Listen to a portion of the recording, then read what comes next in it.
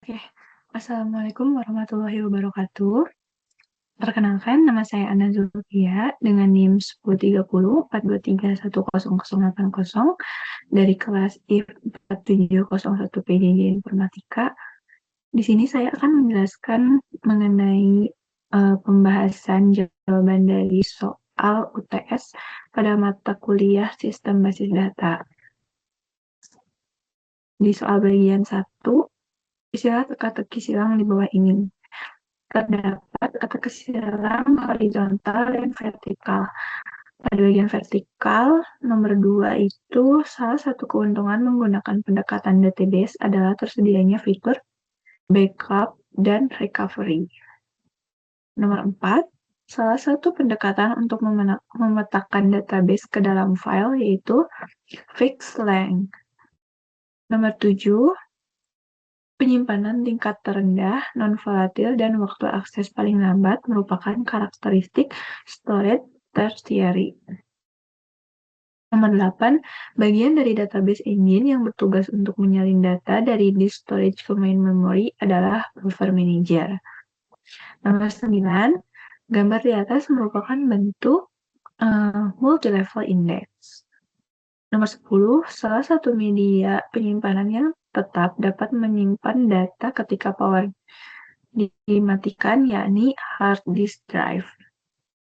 Pada bagian vertikalnya, nomor 1, dapat mengakses data dan memproses transaksi secara bersama-sama merupakan karakteristik pendekatan database. Nomor 3, clustering index disebut juga sebagai primary index. Nomor 5, record disimpan secara beruntun sesuai dengan nilai search key. Setiap recordnya merupakan metode sekuensial. Nomor 6, bagian dari database engine yang bertugas untuk mengelola alokasi ruang pada disk storage dan struktur data yang digunakan untuk menyimpan representasi informasi pada disk adalah file manager. Selanjutnya, soal bagian 2, yaitu jika diketahui B plus 3 memiliki nilai M sama dengan 3 dan L sama dengan 3, urutan data yang diinputkan adalah 17, 57, 40, 73, 100, 30, 56, 20, 28, dan 37. Pada soal nomor 2A, gambarkan struktur B plus 3 setelah data kelima diinputkan. Tampilkan struktur B plus 3 untuk setiap nilai yang diinputkan. Oke, untuk menyusun B plus 3 setelah 5 pertama itu data yang diinputkannya adalah 17, 57, 40, 73, dan 100. Yang pertama itu setelah memasukkan 17, B plus 3 hanya memiliki satu node dengan satu kunci, yaitu 17. Selanjutnya, setelah memasukkan 57, masih dalam satu node, menambahkan 57 ke dalam node yang sudah ada. Selanjutnya, setelah memasukkan 40, masih dalam satu node, menambahkan 40. Selanjutnya, setelah memasukkan 73, node penuh, atau M sama dengan 3. Kita perlu membagi ini, 40 akan naik menjadi kunci pemisah, dan dua node baru akan terbentuk seperti ini. Selanjutnya, setelah memasukkan 100, node kanan, yang 5773, itu akan menampung 100. Contohnya seperti ini. Dan setelah data kelima atau 100 diinputkan, struktur B plus 3 adalah sebagai berikut. Seperti ini ya. Selanjutnya, soal nomor 2B. Gambarkan struktur B plus 3 setelah data terakhir diinputkan. Tampilkan struktur B plus 3 untuk setiap nilai yang diinputkan. Oke, saya akan menggunakan struktur B plus 3 setelah 5 data pertama diurutkan tadi, diinputkan, yang di soal nomor 2A, itu kan seperti ini. Kita akan melakukan langkah selanjutnya, yaitu memasukkan 30.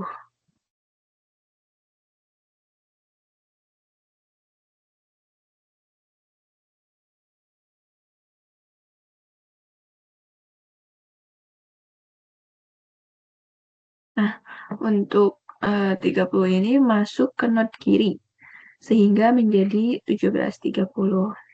Selanjutnya memasukkan 56. 56 ini masuk ke node kanan, sehingga menjadi 56, 57, 73, 100. Node ini penuh, jadi kita bagi menjadi dua bagian. 57 naik menjadi kunci pemisah baru. Ini ya, seperti ini. Jadi, ketika masukkan 20 masuk ke node kiri, 20 masuk ke node kiri, dan setelah memasukkan 28 masuk ke node kiri juga, dan node kiri itu penuh. Jadi kita bagi 20 naik sebagai kunci pemisah baru. Seperti ini. Kemudian memasukkan 37. 37 masuk ke node kiri tengah menjadi seperti ini. Dan node internal pada level tas ini berisi kunci pemisah 20, 40, 57. Node down atau pada level bawah berisi kunci-kunci yang sebenarnya. Masing-masing node down adalah 17, 28, 30, 37, 56, 73, dan 100. Setiap node internal mengarah ke anak-anaknya sesuai dengan urutan kunci. Ini adalah struktur B+3 setelah data terakhir diinputkan. Selanjutnya, nomor 3, soal bagian 3. Perhatikan struktur tabel berikut untuk menjawab soal bagian 3. Itu penyimpanan data menggunakan pendekatan fixed length record. Langsung saja pada soal 3A. BVR untuk tabel ini adalah, sebelumnya BVR itu adalah blocking factor, yaitu jumlah record yang bisa muat dalam satu blok. Diketahui juga ukuran bloknya itu 8192 byte. Itu diambil dari variabel area spasi blok, spasi size. Yang kedua, ukuran record itu bisa dihitung dari total ukuran file-file di dalam tabel. Nah, untuk perhitungan ukuran record sendiri, kita dapat mencarinya melalui produk code 15 byte, produk name 70 byte, produk line 50 byte, produk scale 10 byte, produk vendor 50 byte, produk description 500 byte, quality in stock 2 byte, by price 4 byte, dan MSRP itu 4 byte. Total ukuran recordnya itu 705 byte. Jadi untuk menghitung BFR ini dihitung dari ukuran blok dibagi ukuran record. Tadi ukuran bloknya 8192 dibagi ukuran record 705 setara dengan 11. Selanjutnya nomor 3B, jumlah blok yang diakses untuk membaca record pertama adalah 1 blok. Kenapa? Karena hanya mengakses record pertama, hanya perlu mengakses 1 blok. Dalam sistem basis data, umumnya 1 kali pembacaan blok diperlukan untuk mengakses record tertentu di dalam blok tersebut. Selanjutnya, nomor 3C, jumlah blok yang diakses untuk membaca record terakhir adalah 2145 blok. Bagaimana cara mencarinya? Itu jumlah total recordnya kan 23.580 record. Blocking factornya atau BFR 11 record per block. Jadi untuk jumlah bloknya sama dengan pembulatan ke atas dari 23.580 dibagi 11 sama dengan pembulatan ke atas dari 2144,545 sama dengan 2145. Nah, jadi jumlah blok yang diakses untuk membaca record terakhir itu adalah 2145 blok. Selanjutnya, di soal bagian 1, pilihan ganda dan isian singkat, itu di sini ada gambar ya, manakah urutan yang tepat dalam tahapan query processing di atas. Jawaban yang sesuai itu jawaban A, itu parser dan translator, relational algebra expression, optimizer, evaluation engine, dan execution plan. Nomor 2, discourse dapat diperkirakan berbagai faktor berikut kecuali semua jawaban dari A, B, dan D ini benar kecuali nomor C. C itu tidak dapat diperkirakan berbagai faktor gitu ya discourse-nya. Jadi jawabannya tuh number of blocks written dikalikan average block read cost. Nomor 3, status transaksi setelah transaksi dibatalkan dan database dikembalikan ke keadaan sebelumnya sebelum dimulainya transaksi disebut rollback. Rollback sendiri adalah proses untuk mengembalikan database ke keadaan sebelum transaksi yang sedang berjalan ketika transaksi dibatalkan. Dan jika suatu jadwal yang mungkin bersamaan memiliki nilai yang ekuivalen jika dieksekusi sebagai jadwal serial disebut realizability. Itu yang nomor 4. Nah, realizability ini adalah konsep dalam database untuk memastikan bahwa eksekusi transaksi yang bersamaan tetap konsisten dengan hasil yang akan diperoleh jika transaksi dijalankan secara serial atau satu persatu. Nah, nomor 5, pasangkan algoritma di bawah ini dengan rumus yang bersesuaian. Algoritma yang pertama itu primary B+3 index equality on key, itu rumus yang bersesuaiannya itu dengan HI tambah 1 dikalikan T tambah TS. Nah, ini tuh menggunakan B+3 untuk indeks primer pada pencarian dengan kondisi equality key itu membutuhkan traversal melalui indeks HI tambah 1 kali akses.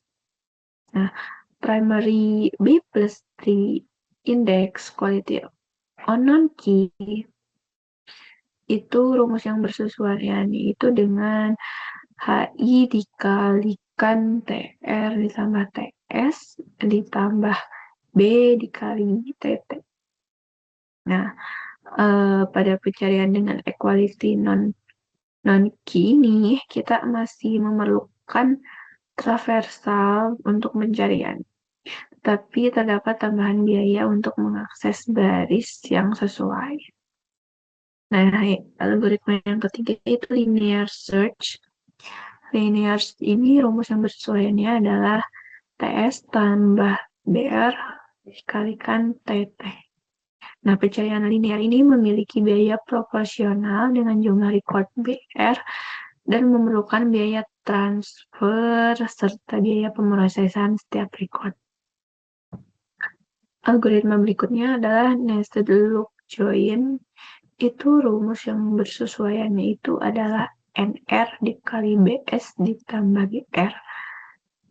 Nah, pada nested loop join ini, setiap record dari satu tabel di loop dengan semua record dari tabel lainnya, sehingga biaya totalnya adalah hasil perkalian jumlah record block nested loop join dikurangi rumus ini NR dikali BS ditambah BR.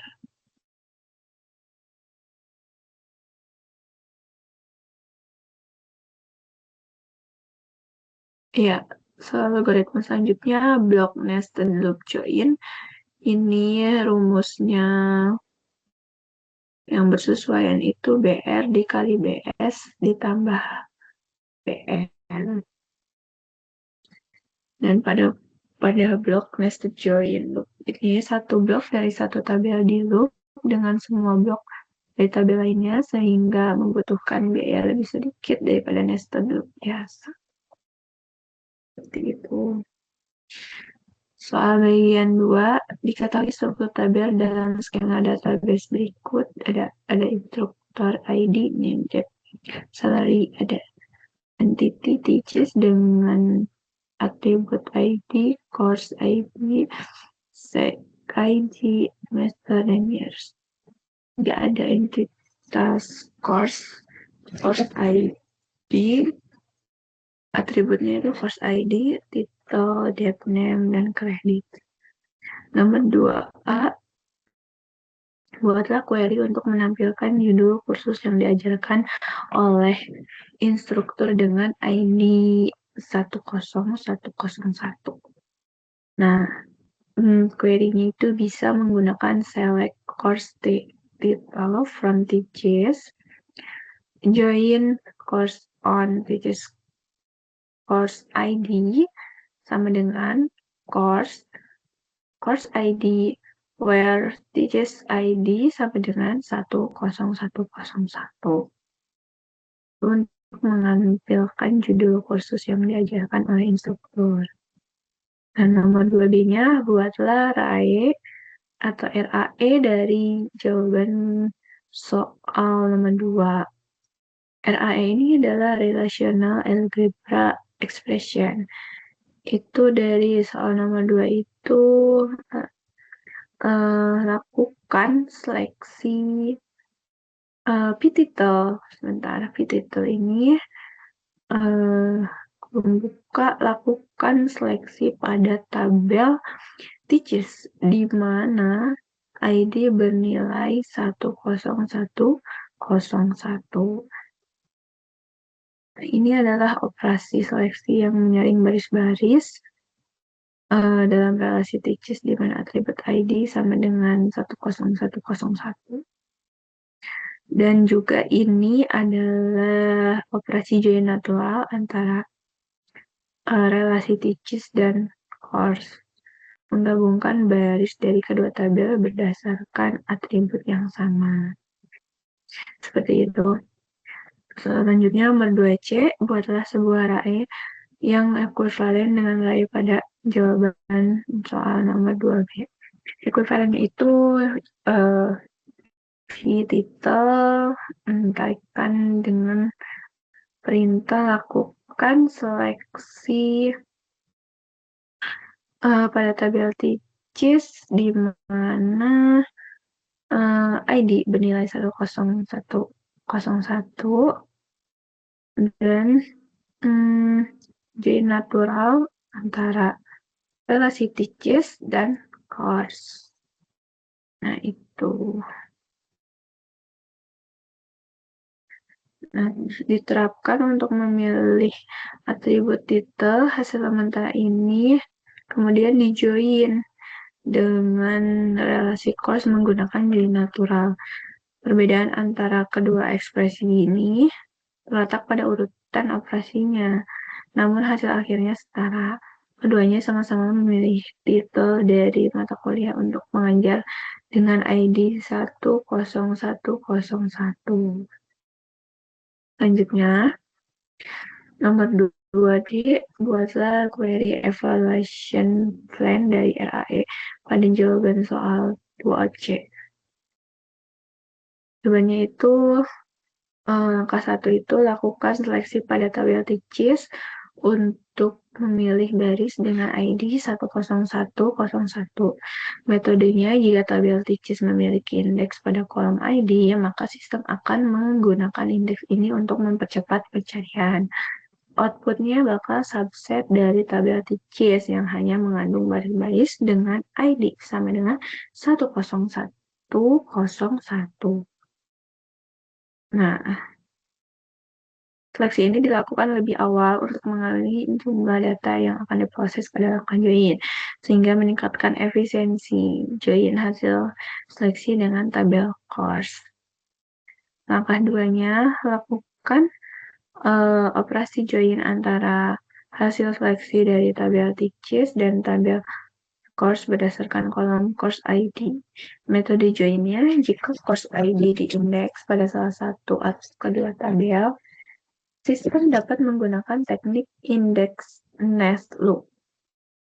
Join atau match join jika tidak ada indeks, match join, match loop join bisa digunakan. Dan outputnya itu tabel yang berisi data gabungan dari TCHIS dan course untuk instruktur dengan ID sama dengan 10101. Dan langkah ketiga itu pilih hanya kolom titel dari hasil join. Metodenya proyeksi langsung untuk mengeluarkan kolom yang tidak diperlukan.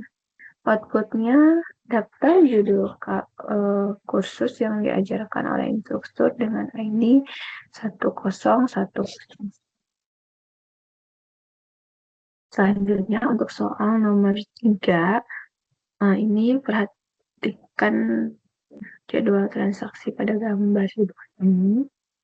T1, T2, dan T3, dan berdasarkan schedule 1, apakah schedule tersebut konflik realizable atau few realizable atau keduanya. Buktikan dan tuliskan serial schedule-nya. Jadi jadwal yang diberikan ini tidak konflik realizable karena terdapat siklus dalam grafik precedence T2, T1, T2. Nah, namun jadwal ini few realizable karena bisa menghasilkan hasil yang sama dengan jadwal serial yang mungkin, yaitu T3, T2, T1. Nah, konflik serializability ini grafik precedence mengandung siklus, jadi jadwal ini tidak konflik realizable. View realizability itu jadwal ini menghasilkan hasil akhir yang sama dengan jadwal serial T3, T2, T1 sehingga view realizable.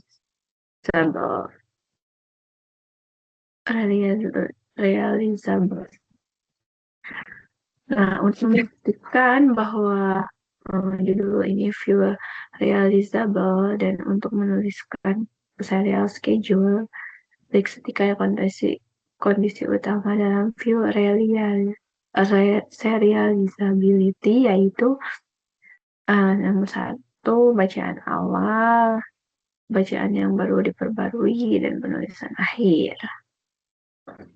Di bacaan awal itu setiap transaksi harus membaca nilai awal dari setiap item data. Nomor 2, bacaan yang diperbarui itu update read jika sebuah transaksi membaca nilai yang ditulis oleh transaksi lain, urutan baca atau tulis tersebut harus dipertahankan dalam serial schedule. Nah, nomor 3-nya, penulisan akhir atau final write, transaksi yang menulis nilai terakhir pada item data harus sama di kedua jadwal. Nah, untuk itu kita harus mengidentifikasi operasi dalam jadwal. Misalnya terdapat jadwal bagi berikut ya. T1 membaca X, T2 menulis X, T1 menulis X. Nah, T1 membaca Y, T2 menulis Y, dan T1 menulis Y. T3 menulis Z, T2 membaca Z, T2 menulis Z. Nah, selanjutnya itu menganalisis bacaan dan penulisan item X. Nah, tadi kan T1 membaca X, T2 membaca X juga, T1 membaca X. Nah, transaksi yang memilih X terakhir adalah T1 yang sesuai dengan urutan penulisan dalam jadwal serial item Y. T1 membaca Y, T2 membaca Y, menulis Y, dan T1 menulis Y. Transaksi yang menulis Y terakhir adalah T1 yang juga sesuai dengan urutan penulisan dalam jadwal serial item Z. T3 menulis Z, T2 menulis Z, T2 menulis Z. T2 membaca Z. Nah, transaksi yang menulis Z terakhir adalah T2 yang sesuai dengan urutan penulisan dalam jadwal serial. Nah, untuk membuktikan serial schedule-nya, itu bisa menyusun serial schedule yang sesuai dengan hasil akhir dari jadwal yang diberikan, yang memenuhi view reliability berdasarkan operasi baca atau tulis, dan penulisan akhir yang analisis jadwal serial yang sesuai adalah T3, T2, dan T1. Mungkin sekian dari penjelasan dari saya. Kurang lebihnya mohon dimaafkan. Terima kasih. Wassalamualaikum warahmatullahi wabarakatuh.